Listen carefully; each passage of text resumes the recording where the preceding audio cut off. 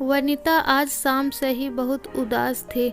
जब से उसकी देवरानी रजनी ने उसके चरित्र को लेकर कटाक्ष किया था, वह हैरान थी कि रजनी ऐसा कैसे सोच सकती है।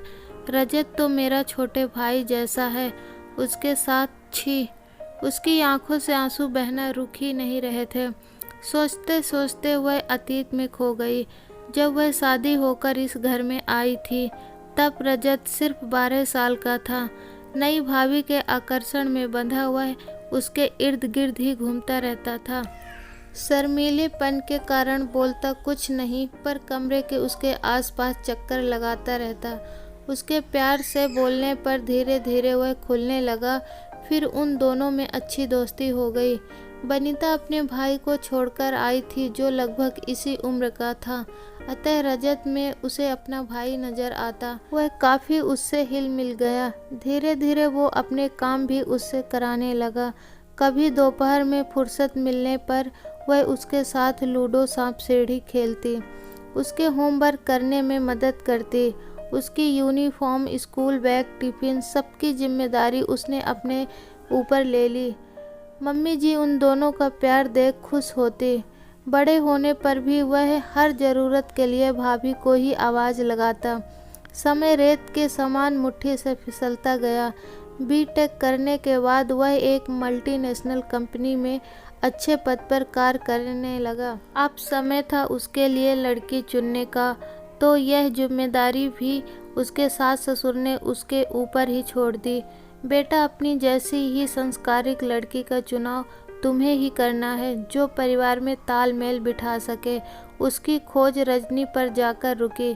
रजनी हर तरह से उसे रजत एवं परिवार के योग्य लगी। चट मंगनी पट ब्याह हो गया और रजनी उसकी देवरानी बनकर घर आ गई। स्वभाव से मजबूर उसने उसे भी अपनी छोटी बहन की तरह ही समझा। प्यार से उसे कोई परेशानी नहीं आने देती। इस बीच वह स्वयं भी 2 बच्चों की मां बन चुकी थी। उसके बेटा बेटी भी नई चाची के आसपास मंडराते रहते। छोटी बेटी सुभी तो उसकी गोद से उतरना ही नहीं चाहती। खाना भी उसी के हाथ से खाती। हाँ, अभी रजत के व्यवहार में कोई परिवर्तन नहीं आया था। वह अपनी छोटी बड़ी ज़रूरत के लिए भाभी को ही आवाज़ लगाता। शादी को 3 माह गुजर चुके थे।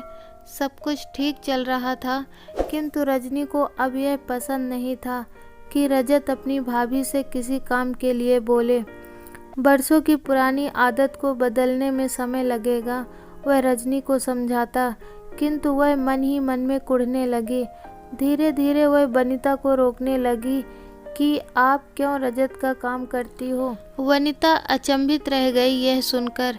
उसे एहसास हुआ कि वह गलत है, अतः अब वह रजत की बात अनसुनी करने लगी। किंतु रजत के मन में तो कोई बात नहीं थी। वह बराबर उसे ही पुकारता, भाभी मेरी कमीज प्रेस कर दो, भाभी टिफिन दे दो। रजनी यह सब सुनकर झल बुन जाती।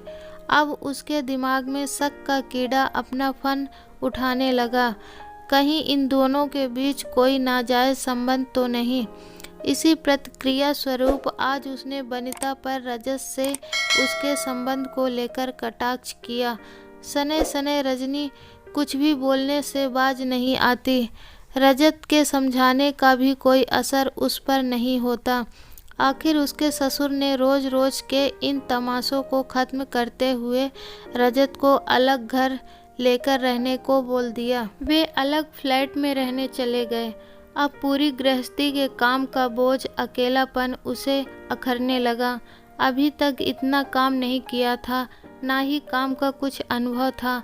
हर समय परेशान चिड़चिड़ी रहती। रजत के घर में आते ही उससे किसी भी छोटी सी बात को लेकर लड़ पड़ती। एक दिन छुट्टी वाले दिन रजत उसे घुमाने ले गया। उन्होंने बाहर ही खाना खाया, फिर जाकर पार्क में बैठ गए। उनके आसपास बच्चे खेल रहे थे। कोई झूला झूल रहा था, कोई फिसलने पर फिसल रहा था। उन्हें देख रजनी को सुबह और अभी की याद आई। कैसे मासूम बच्चे चाची चाची कहते उसके आगे पीछे डोलते रहते थे। तब रजत ने उसे अपने बचपन की बातें बताई। कैसे वह जब छोटा था भाभी से ही वह सब काम करने की जिद करता था। वह भी प्रेम से छोटे भाई की तरह मेरा ख्याल रखती थी। उन्हें मुझ में अपना छोटा भाई नज़र आता था, जिसे वो शादी के बाद मायके में छोड़ आई थी। वो मेरी भाभी ही नहीं, बड़ी बहन माँ जैसी हैं। उन्होंने अपने बच्चे की तरह मुझे संभाला। वही आदतें पड़ी हुई थी, इसलिए मैं अभी भी उनको पुकारता था। मेरे मन में तुम्हें नकारने की कोई भावना नहीं थी। आदतवश ऐसा हो जाता था। रजनी की आंखों में पश्चाताप के आंसू निकल पड़े। रजत से माफ़ी मांगते हुए बोली, मुझे अभी घर ले चलो, भाभी माँ से माफ़ी मांगूंगी। जैसे ही दोनों घर पहुँचे सबको आश्चर्य हुआ। बनीता को देखते ही उसके पैर पकड़कर बोली, भाभी माँ मुझे माफ़ कर दो, मैं अपने किए पर शर्मिंदा हूँ। बनीता उसे उठाकर गले लगाते हुए बोली, तू तो मेरी छोटी बहन है, छोटों से कैसी नाराज़गी। सब प्रसन्न होकर ठहाके लगा रहे थे। सुबह का भूला शाम को आए, भूला ना कहलाए। दोस्तों, रिश्ते में छोटी बड़ी मिसअंडरस्टैंडिंग तो आ ही जाती है। इसका मतलब ये नहीं कि वो गलत हो। दोस्तों, अभी तक आपने हमारे चैनल को सब्सक्राइब नहीं किया है तो सब्सक्राइब कर दीजिए, वीडियो को लाइक कर दीजिए। अब मिलेंगे नई कहानी नई वीडियो के साथ, तब तक के लिए जय हिंद।